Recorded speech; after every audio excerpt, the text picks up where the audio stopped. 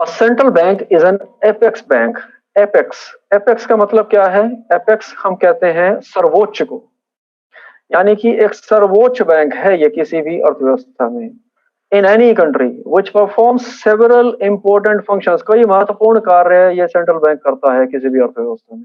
वो कौन से कार्य हैं? आने वाली स्लाइड्स में इस पे विस्तार से चर्चा होने वाली है। इंडिया को पहला क्या एकमात्र अपना सेंट्रल बैंक 1935 में प्राप्त हुआ, रिजर्व बैंक ऑफ इंडिया की फॉर्म में। 1934 में एक एक्ट आया था जिसे हम कहते हैं reserve bank of India act. वो एक्ट जो है उसके आधार पे रिजर्व बैंक ऑफ इंडिया की फॉर्मेशन हुई है।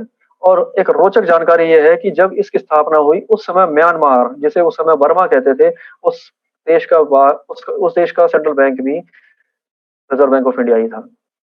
बाद में आजादी के बाद लगभग 1 वर्ष के समय तक ये पाकिस्तान का भी सेंट्रल बैंक रहा। फिर बाद में पाकिस्तान ने अपना एक अलग पृथक सेंट्रल बैंक बना लिया।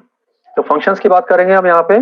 फंक्शंस ऑफ सेंट्रल बैंक यानी केंद्रीय बैंक के कार्य, ये 4 प्रमुख कार्य हैं जिनके बारे में हम चर्चा करने वाले हैं इस क्लास में। और आपके एग्जाम पॉइंट ऑफ व्यू से ये काफी इंपॉर्टेंट है। आपके एग्जाम में जो क्वेश्चन पूछे जाते हैं नॉर्मली किसी एक फंक्शन के बारे में बैंक्स के आपसे डिटेल में पूछ लिया जाता है। वो क्वेश्चन भी 3-4 नंबर में आता है।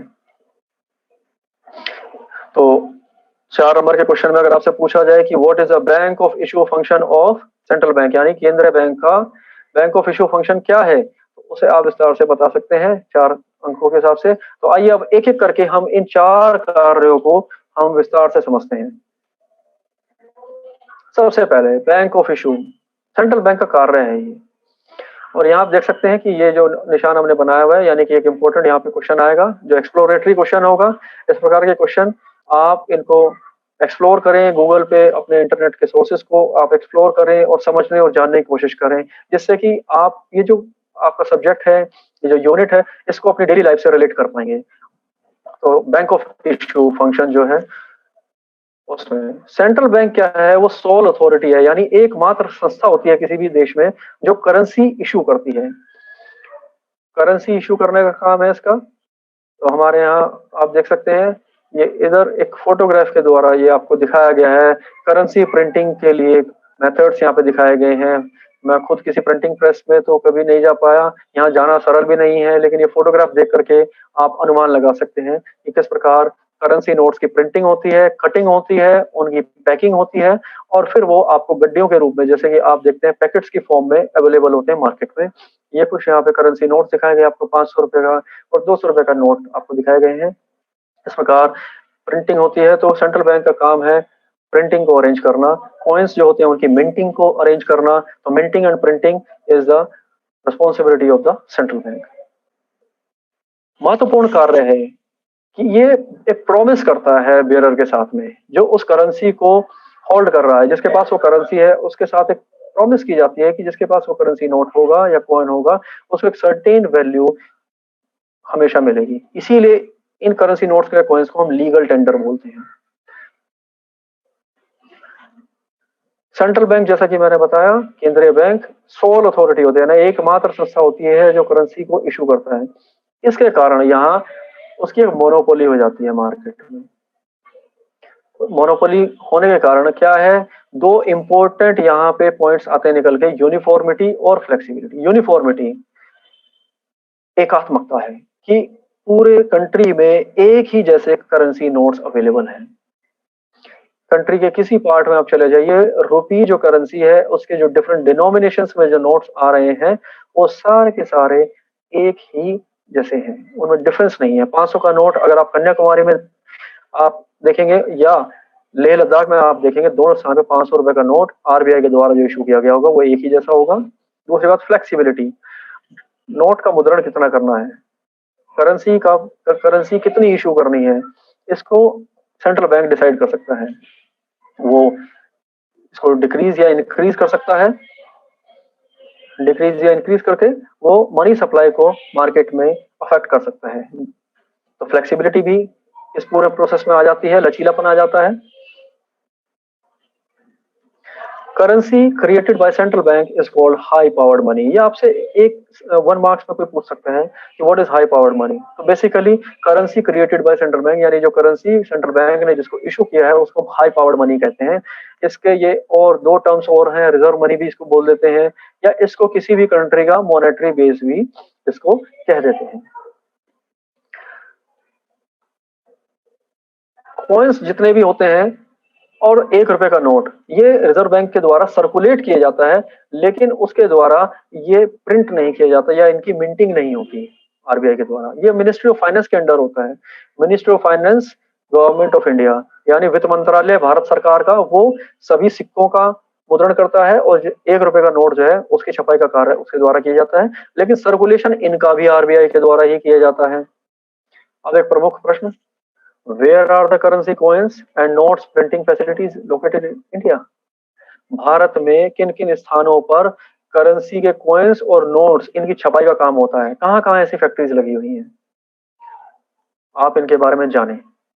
जो पेपर यूज होता है करेंसी नोट्स में, वो पेपर कहां से अवेलेबल होता है? क्या उनके लिए भी पेपर प्रोड्यूसिंग फैक्ट्रीज इंडिया में काम कर रही हैं? तो वो कहां कर रही हैं? इनके बारे में जानने का प्रयास करें इस क्लास के बाद में।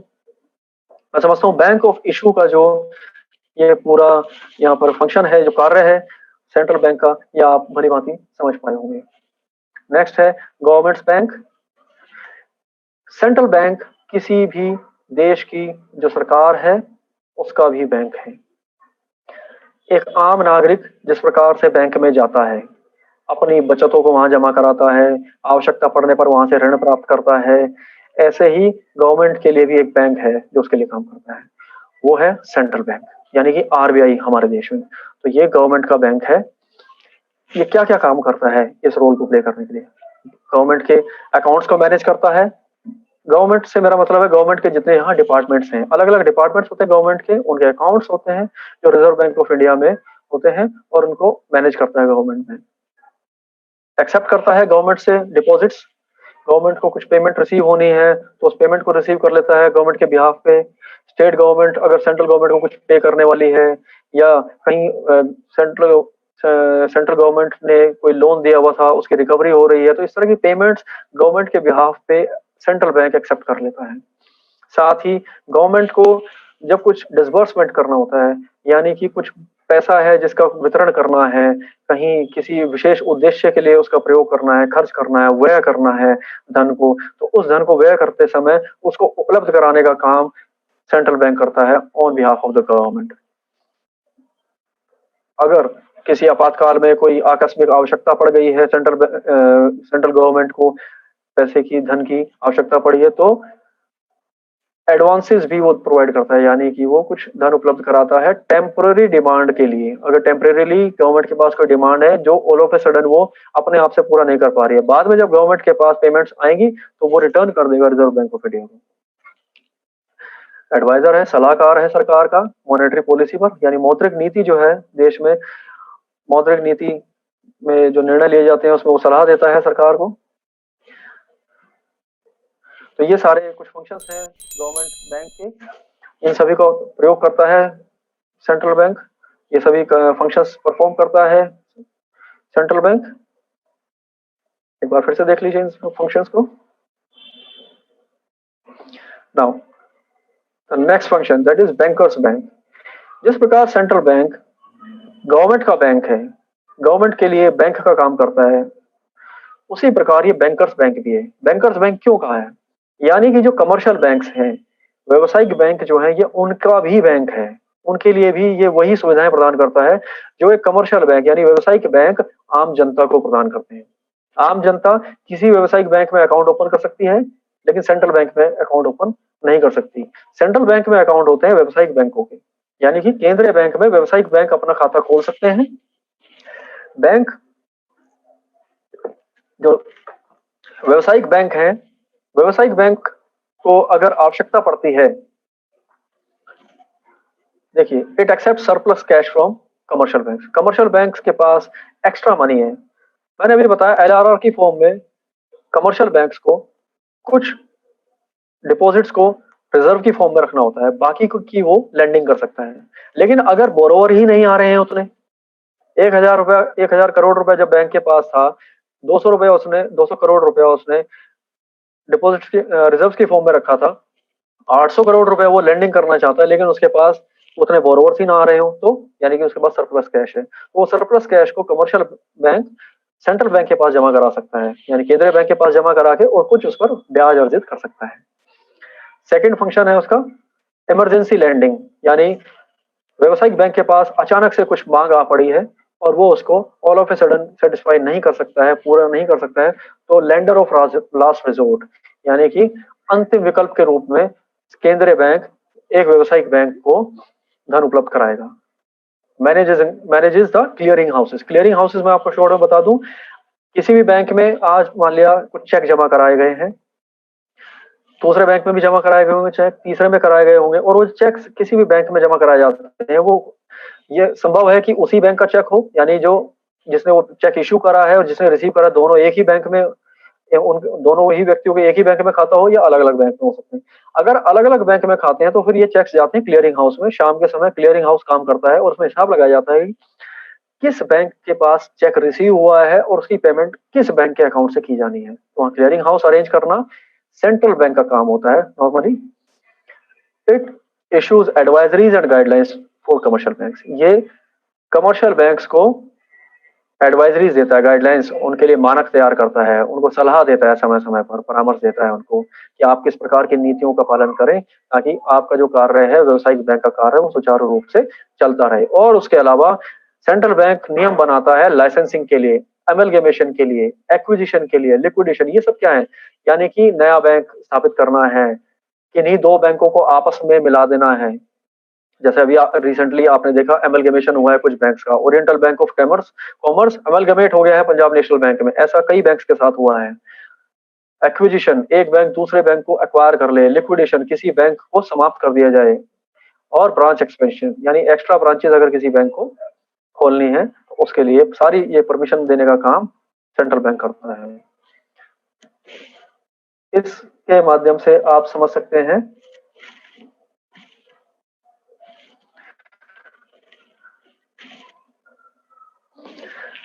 यहाँ देखिए, ये पब्लिक के लिए कमर्शियल बैंक और कमर्शियल बैंक के लिए सेंट्रल बैंक।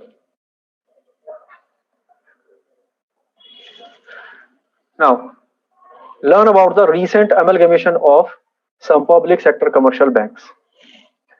इसके बारे में आप पढ़ना है, आपको पढ़ना है। कंट्रोलर ऑफ क्रेडिट, ये बहुत ही इंपॉर्टेंट फंक्शन है कि देश में क्रेडिट जो है, यानी कितना मनी जो है वो सप्लाई में है, उसको कंट्रोल करने का बहुत इंपॉर्टेंट रोल प्ले करता है आरबीआई, सेंट्रल बैंक। और ये दो तरीके से अफेक्ट करता है इसको, credit creation ability of commercial banks को अफेक्ट करें, यानी कमर्शियल बैंक कितना ऋण दे पा रहे हैं उसको निर्धारित कर सकता है सीआरआर एसएलआर को चेंज करके। Demand for funds by public, public fund की डिमांड ज्यादा करे या कम करे उसको अफेक्ट कर सकता है ब्याज दरों को प्रभावित करके। तो मॉनेटरी पॉलिसी को रन करने में इसका बहुत इंपॉर्टेंट रोल होता है। इन्फ्लेशनरी और डिफ्लेशनरी टेंडेंसी को चेक करना। इन्फ्लेशनरी टेंडेंसी हम कहते हैं जब कीमतों में बहुत तेजी से उछाल आ रहा हो वस्तुओं और सेवाओं की, देश में महंगाई तेजी से बढ़ रही है। और डिफ्लेशनरी जब कीमतें गिर रही हो, उनमें गिरावट आ रही हो कीमतों में तेजी से, तो डिफ्लेशनरी टेंडेंसी होती है। इन दोनों को ही संभालने के लिए, नियंत्रित करने के लिए कंट्रोल ऑफ क्रेडिट का कार्य सेंट्रल बैंक करता है। और कैसे करता है, वो जो इंस्ट्रूमेंट्स हैं, वो हमारे पास 7 इंस्ट्रूमेंट है जो इस सिलेबस में आपको स्टडी करने। सबसे पहला है ओपन मार्केट ऑपरेशन।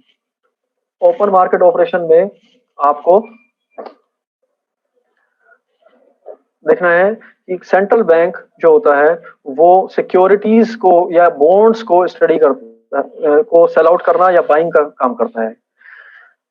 बॉन्ड्स क्या होते हैं, ये बेसिकली ये कुछ पेपर्स होते हैं, पेपर डॉक्यूमेंट्स होते हैं जिसमें प्रॉमिस होती है कि जो जिसके पास ये बॉन्ड्स होंगे या सिक्योरिटीज होंगी उनको फ्यूचर में एक सर्टेन अमाउंट पे की जाएगी जिसने उन बॉन्ड्स को इशू करा है उनके द्वारा।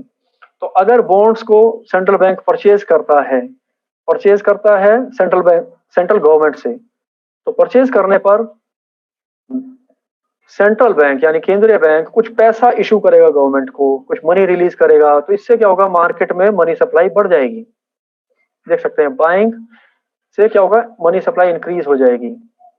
मनी सप्लाई इंक्रीज होगी तो लोगों के पास में अतिरिक्त धन होगा, अधिक धन होगा जो वो खर्च कर सकते हैं on purchase of goods and services पे।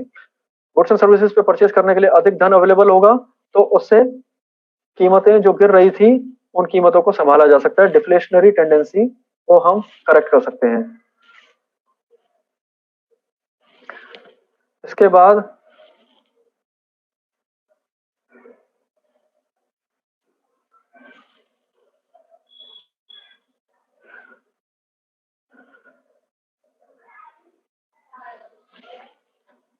Hello hello hello hello hello हाँ sir, as per your instruction I am leaving this topic of instruments of credit control. Not mine sir, Srini sir की है। ओके कि last के 10 minutes में बच्चे के doubt That's good, sir, because okay sir, no problem sir. I